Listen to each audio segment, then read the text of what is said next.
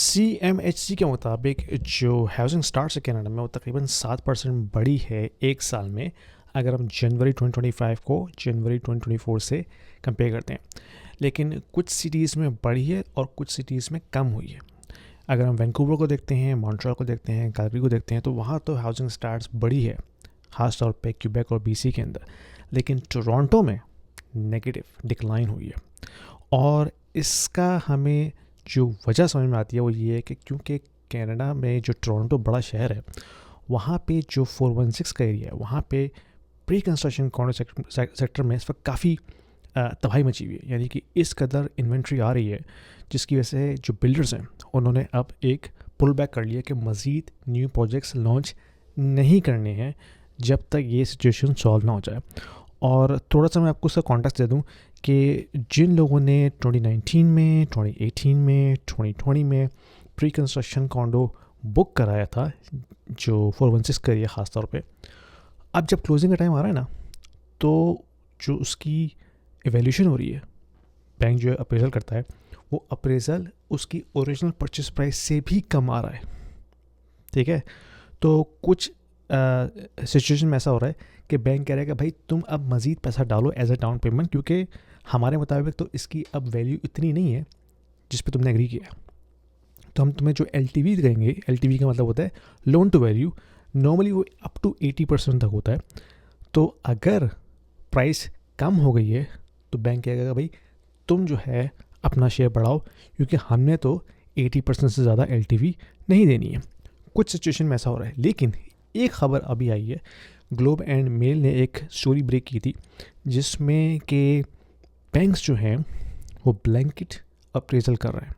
अब blanket appraisal क्या होता है? ये वो होता है कि अगर बैंक को पता है कि भाई प्रॉपर्टी की जो मार्केट की वैल्यू है इस वक्त वो अपनी ओरिजिनल परचेज प्राइस से कम हो गई है, लेकिन हम जो है वो आँख बंद कर लेंगे और आँख बंद करके कहेंगे भाई ठीक है, हम तुम्हें मोर्गेज दे रहे हैं तुम्हारी ओरिजिनल प्राइस की बेस के ऊपर। RBC ने असल में ये काम किया है, और ये ब्लैंकेट मोर्गेज बहुत अरसे से चल रहा है, इसमें कोई ऐसी दो नंबरी वाली बात नहीं है। लेकिन इसमें सीन ये है कि बैंक क्यों कर रहा है ऐसा, क्योंकि बैंक के लिए तो रिस्क है ना। अगर बैंक उस प्रॉपर्टी को हायर वैल्यू पे जो है फाइनेंस कर रहा है जबकि उसकी जो करंट वैल्यू है वो इतनी नहीं है, तो बैंक के लिए तो रिस्क है ना।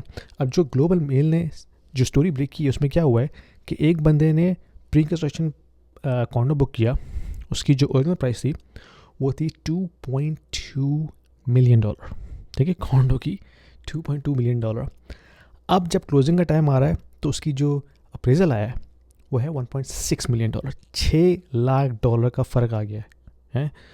और बैंक कह रहा है ठीक है, कोई बात नहीं, कोई घबराने की बात नहीं है, हम तुम्हें 2.2 बिलियन पे ही मॉर्गेज देने को तैयार हैं।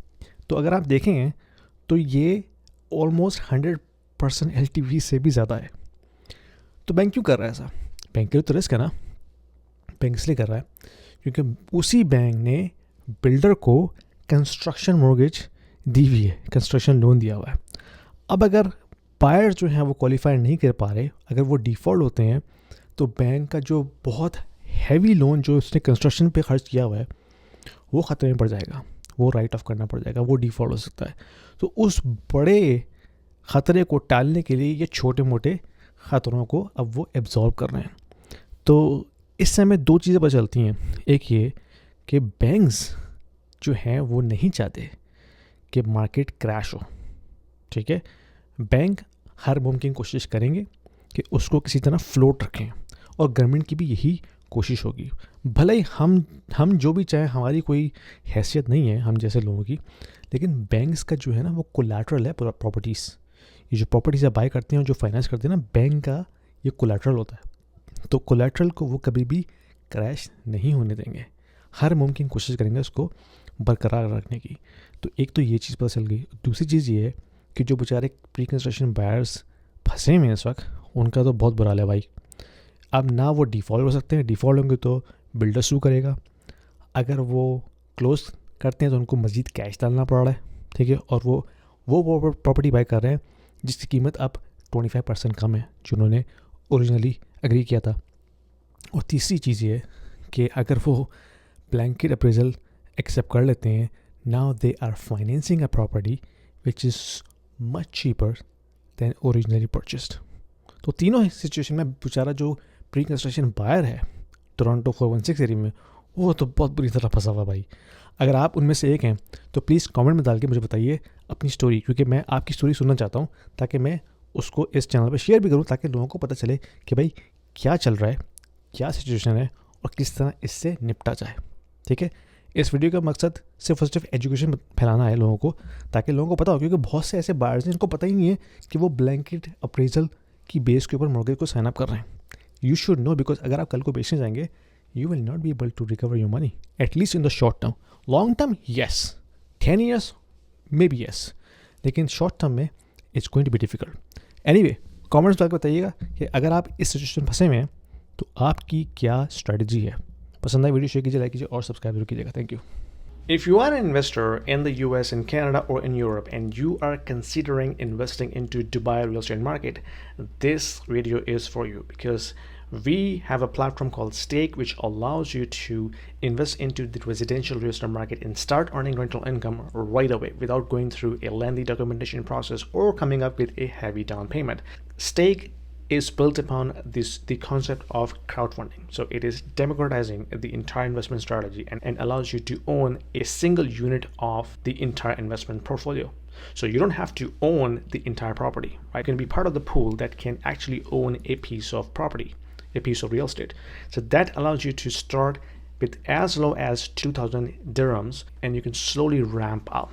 So as you start investing into it, you can not only own a bit of real estate, but you also get a portion of the rental income on monthly basis. So it's a passive investment strategy, diversifying your portfolio from traditional North American or European markets into Dubai, which is hustling and bustling and growing very fast, and allows you to build your wealth over time. So don't delay. There is a link down there in the description. If you click on this, it will give you free 200 dirhams in your account right away to start with, and you can thank me later. Are you feeling lost in the complexity of global economy and trying to understand how this is going to impact your investment portfolio? You are not alone, my friend. I have been through and I have learned the hard way, and I'm trying to converge all of my experience and learnings into a course that I just designed specifically for you. In this course, Mastering Macroeconomic Fundamentals for Investment Strategies, I'll show you how to decode the economic trends, navigate market cycles, and build smarter, adaptable investment strategies. You're going to learn, analyze key indicators like GDP, inflation, and yield curves, identify opportunities in commodities and crypto alike, and adjust your portfolio to thrive in any cycle. With real-world examples and actionable insight, this course will empower you to invest with confidence, no matter what the market is. Don't just react to the news. Understand them. Enroll now and take control of your financial future today.